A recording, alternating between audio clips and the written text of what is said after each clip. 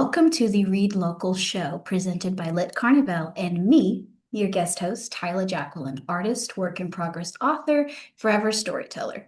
I'm so honored to share today's guest with you, Toi Thomas. Toi Thomas is the creator and regular host of the Read Local show, as well as an indie and traditionally published author. Let's chat with Toi Thomas. Hi, Tyler. How are you? I'm good. How are you? Pretty It's so good. strange to like call you Toy because I'm your niece and I don't call you Aunt Toy either. So this is gonna be a fun time. Yeah, I'm. This is probably one of the weirdest experience I've ever had, but I'm really excited. Me too. I know. I'm like calling you by your first name is gonna take an adjustment, but we're gonna get through it. We're gonna be professionals. Okay. So I'm super duper excited to be a part of this episode, getting the privilege to ask you, like during the segments of the show, about you as a reader, an author, and as a person. This feels like a unique opportunity for me, like to pick your brain in this way, because not only are you my aunt and one of my closest friends, but you're also my mentor and my editor. So I'm really looking forward to spotlighting you today. Oh, well, thank you so much. And I just to throw a little kickback at you, I have been enjoying being in that role of like mentor and editor with you. So being interviewed by you is also my honor. So yeah. Okay, so for the first segment on the bookshelf, let's start this conversation by getting to know you as a reader. So, my first question for you, if you were stuck in a friend's house during a power outage, what book or series would you hope they have on their shelf? Because I'm going with an unfortunate fairy tale series by Chanda Han for the same reason that I rewatched Once Upon a Time, romance, tension, twist, and magical action. Absolutely. So this one is a no-brainer for me. If it's a book that I'm stuck with at this friend's house, they should have a copy of Night Circus. And honestly, if they don't, I probably have one with me anyway, just because I love that book. I love the magic in it, but I also love the sophistication of it. It's one of the things that as an adult, when I was kind of like in a slump trying to decide, am I still as much of a reader as I used to be? That book was like, yes, I'm still a reader. I love that feeling when we can find the book that like reignites the reading spark. That's Yeah, really good. absolutely. So mentioning like some of the interests as a reader, like let's consider a disinterest.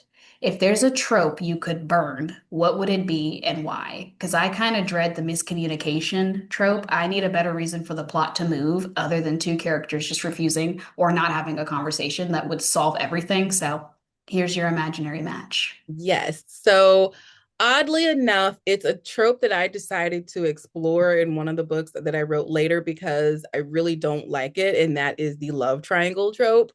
Because, okay, so here's the deal. Because I challenged myself to write a love triangle that didn't make me want to gag myself with a spoon, Mhm. Right. I was able to go beyond that a little bit but most of the time that I've encountered that trope, I'm just like, these people have no real interest in each other whatsoever.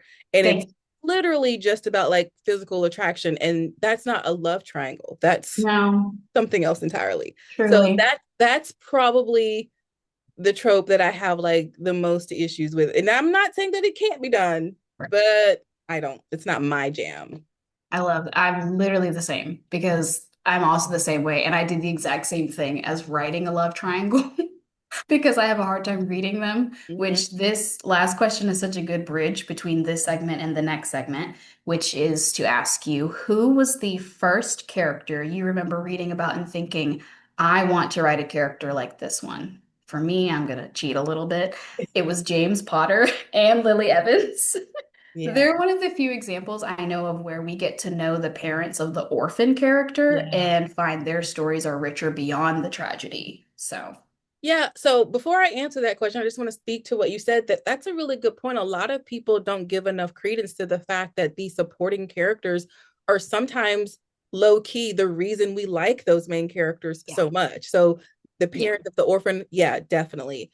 So for me, this may be a little bit cliche, but when I was a kid, I read every iteration of the Peter Pan story that I could get my hands on because I loved this idea of Mhm. being an eternal youth. Now, as an adult, my mindset on the whole Peter Pan trope has changed a bit, I will admit. However, I was so fascinated with this idea of someone being a child forever that when I wrote my original Eternal Curse series, in the second book, I created a character who was an eternal child, and he was not exactly a Peter Pan character, but I feel like that's what inspired that. So, reading the original what was it? It was Peter and Wendy, and then reading some of the Tales of Neverland, all the, the J.M. Barrie stuff, plus all of the other like iterations and things like that. I used to write Neverland fan fiction. I was a lost boy.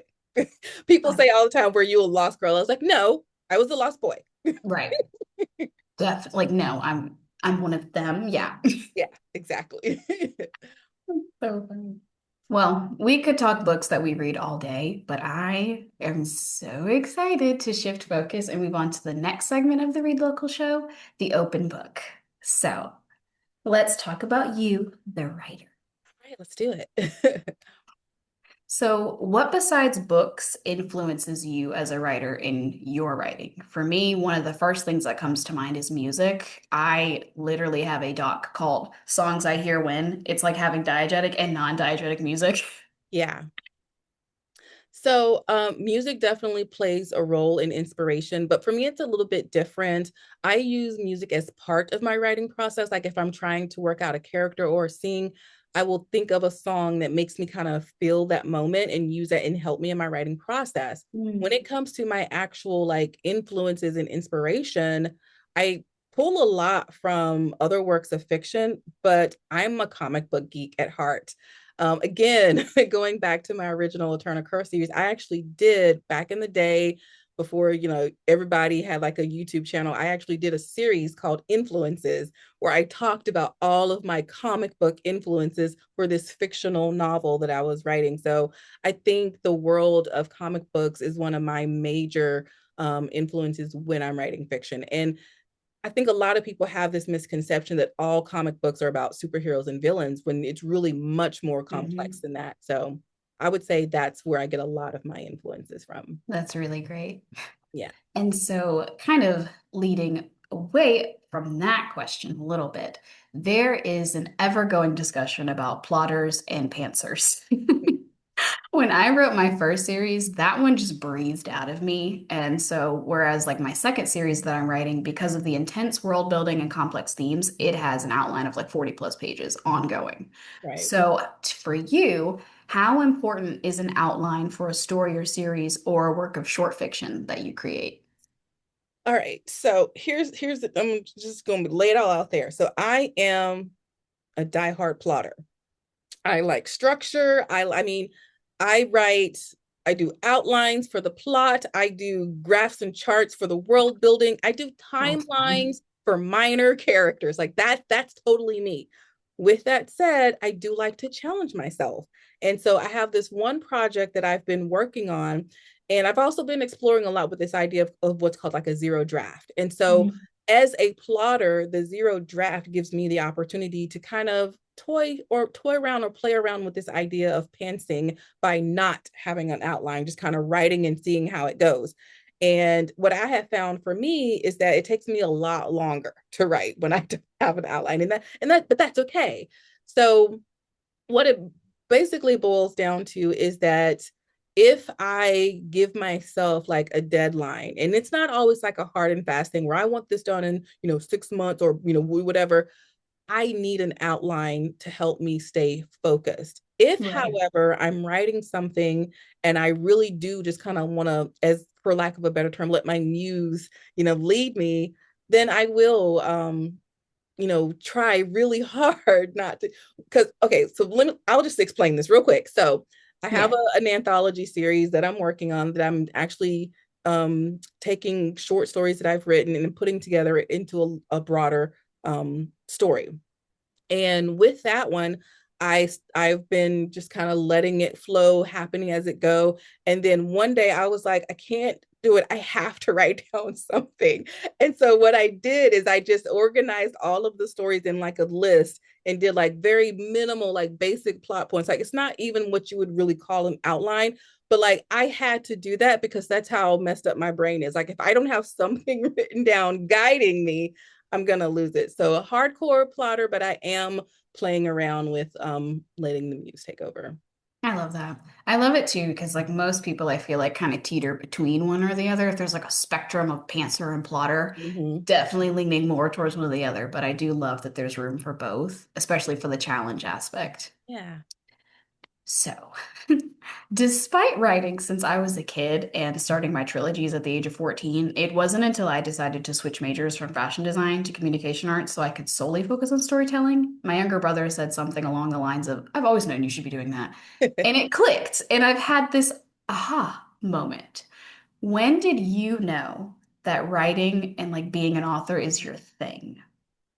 So yeah, I similar to you, which is, maybe because of the familial bond, I don't know. But similar to you, I've written my whole life, but I never considered writing being like something that was part of like who I am. Mhm.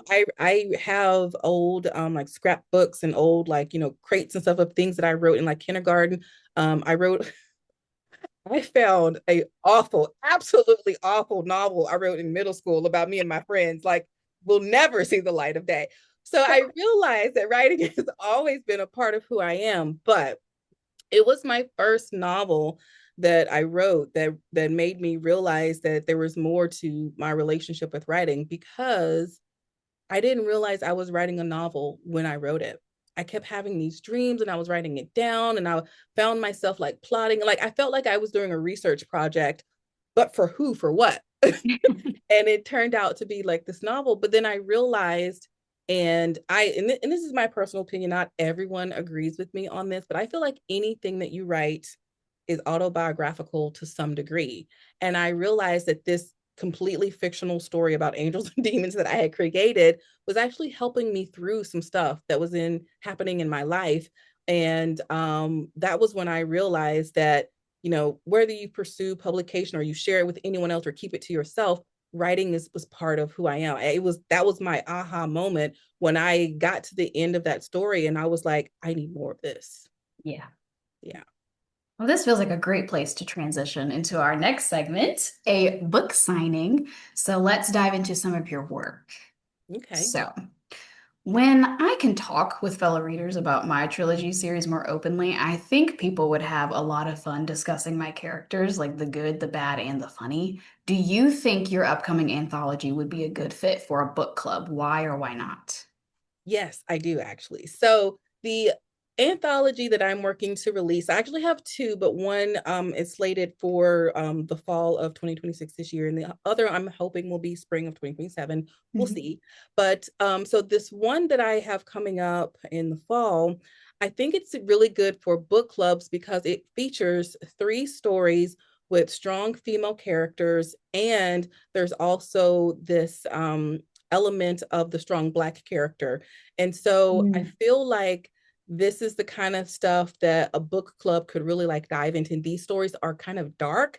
I wouldn't say that they were horror, but they do Mhm. kind of make you think beyond the norm. And I think that sometimes book clubs want something a little bit more meatier to discuss. And I feel like these three stories could do that. That's really good. With each story that I write, I love my narratives to have themes and components of vulnerability, finding belonging, and emotional intimacy.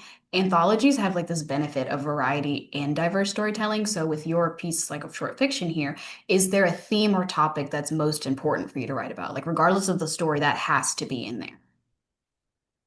Um, yeah, I think because again, kind of going back to this theme of Mhm. everything that I write is autobiographical to some degree. Being able to see myself in some aspect of the story is my theme. And I feel like that translates to readers because I feel like the people who are going to connect with this story are also going to see themselves in it. So for Yeah. instance, without going too in depth, the series name, well, not the series, but the anthology name that I'm leaning towards is going to be the main story, which is a well-kept home. And so it's kind of a ghost story about a home. And the idea here is you see generations of people interacting with this home and what's happening in the home and how the people are interacting. These are all experiences that I've either had directly or have experienced through family members. And I think everyone can relate to that. Like everyone has a family, even if it's a non-traditional family or a found family. And so Mhm. I feel like that aspect is really going to pull the reader in. Another story focuses on aging, and we all have to address aging, whether we want to or not. So I feel like that's what's really relatable. And then the other story, again, there's this generational component where it's like history connects with what's happening now. And that one is more of a kind of a socially conscious kind of story where history sometimes repeats itself in not such a good way. Mm-hmm. That's really good. To our last question.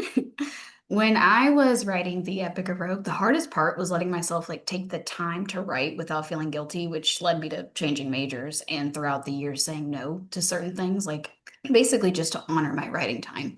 That said, what was the most difficult or challenging part of writing, whether an older project or your current anthology project? So I would say the current anthology project, I did finally finish it. So I'm just like editing it now. So writing it was more of a challenge in the fact that it is a collection of stories. And so it took me a long time to write one of the stories. And then two of the other stories were stories that I had previously written that I had to go back and like maybe tweak or polish a little bit. And so really it's this idea of curating your own work. And that's not really something a lot of people can relate to. I mean, if you are like a visual artist and you've had to put together like a gallery showing, you can relate to that. Maybe even if you're a chef and you've had to like put together a menu, you can relate to Mhm. that. But most people don't think about authors having to curate their own work. But that's exactly what I'm doing with this Mhm. anthology. And so that was a real challenge for me deciding like what to put in it, what not to put in it, what to change, what to keep. So I would say that was probably the real challenge for that one. The other one that's not quite yet finished, but I'm so close, and I'm hoping to release that in the spring of 2027, is again figuring out how to get stories that I've previously written to align with this greater narrative that I'm trying to tell. Yeah, that's really good. So, now that we've discussed you as a reader and a writer, we're going to have some fun and get to know you, Toy Thomas, the person. For this segment, don't judge a book by its cover. There's only one correct answer. Oh man, I hate these questions. Do you go to bed with your socks on or off? Okay, so I know there's only one answer to this, but I actually do have two, but here's why. I have a medical reason why. Okay, okay, okay. So that That's so fair. if there's nothing going on with like my health or my medical issues, whatever, socks off. That's Yeah. just weird. People who go to like just and if there's nothing wrong with you and you're going to bed with your socks on, I'm sorry, there's something wrong with you, clearly. I don't comprehend. I don't compute that decision. It's never gonna make sense. But I do have some medical challenges where sometimes I have to regulate my blood pressure and I will put on compression socks to help me Yeah, fall asleep. And usually at some point in the middle of the night, I'm kicking those suckers off. So yeah, yeah. that's why I said yes and no. To the people that sleep with their socks on, this is not meant to offend you. It's not serious. Like, I have to disclose that. Yes, yeah. We still love you, weirdos. No, I'm just kidding. Oh my gosh. So, obviously, we're both nerds. Mhm. Which superpower would you have and why? I'm going teleportation. And if it has to be interdimensional like Nightcrawler, I just hope that in between place is like Care Bears adjacent and not like Hades, because Yeah, it's funny. I think someone asked me this question before, and I actually did say teleportation. Because it's a really good one. I think people so useful. underestimate how amazing like that ability to be. I do not like being in a car for a long time or flying for a long time. Like, Mhm. I just think it's one of those superpowers that just does not get enough love and recognition. Telling you, it's so With cool. that said, there is one other superpower that I feel like I need this. I need, whether it's vision or whether it's Martian Manhunter, I need that phasing ability. Like, I need to be able to just get past all of my obstacles and phase right through. Yeah, Phasing would come so clutch. I know. Yeah, so I didn't that's even think about that one before, yeah, but I you're had right. yeah, I mean, because it's kind of in line with the whole teleportation thing. Like, how much easier would your life be if you could just phase through all of the stuff in front of you? The funniest thing is, like, right now I'm thinking about it's just phasing through the pollen. It's just not letting it ever touch me. Right, like it would just go straight through you, and you don't have to worry Yeah, about that. You come home, don't have to exactly. take off all your clothes and shower because of the Nope. pollen. Yeah. Exactly. Oh, Love that. yeah. Okay, this is kind of like in the same vein, but Okay. if you could acquire any skill today and be a master at it, what would you choose? After some consideration, I'm going with figure skating. I'd Okay. be capable of ballet and gymnastic moves on ice while wearing a sparkly outfit. I'd be so fit and graceful. Yeah, that's a good one. I like that one. But honestly, I mean, as soon as you asked the question, I knew what I was going to say. I would love to be a master musician. Like, I want to be the kind of person who can play any instrument, compose. Like, I love music so much, and it's always been kind of heartbreaking to me that I don't play music. So that if that's the skill that I could pick up and be a master at it, that would be it. Yep. Anything music or dance related is like, I'm like, I wanna do that. And Yeah. like the strength and like the training and the talent it requires. Wow. Yeah, definitely. All right. With that, we are at our conclusion. I'm kind of sad about it because this I is so know. fun and it's It's been been so fun. fantastic. I really enjoyed myself. Toy Thomas, thank you so much for allowing me, Tyler Jacqueline, to interview you today on the Read Local show. Truly an honor. Please tell our listeners where they can find you and your work online. So yeah, I am Toy Thomas, and you can pretty much find me anywhere online. I definitely have the Toy Box of Words, the Toy Thomas at Substack, and also the Lit Carnivale at Substack.com. Those are the main places that you can find me. I have a accompanying YouTube channel. I love collaborating with my Patreon community. They're the ones who get those sneak peeks of all of my original fiction. And I'm also always available to the art author community. I help run a support group, and I also mentor young authors such as Jacqueline. Hey, why don't you tell people where they can find you online?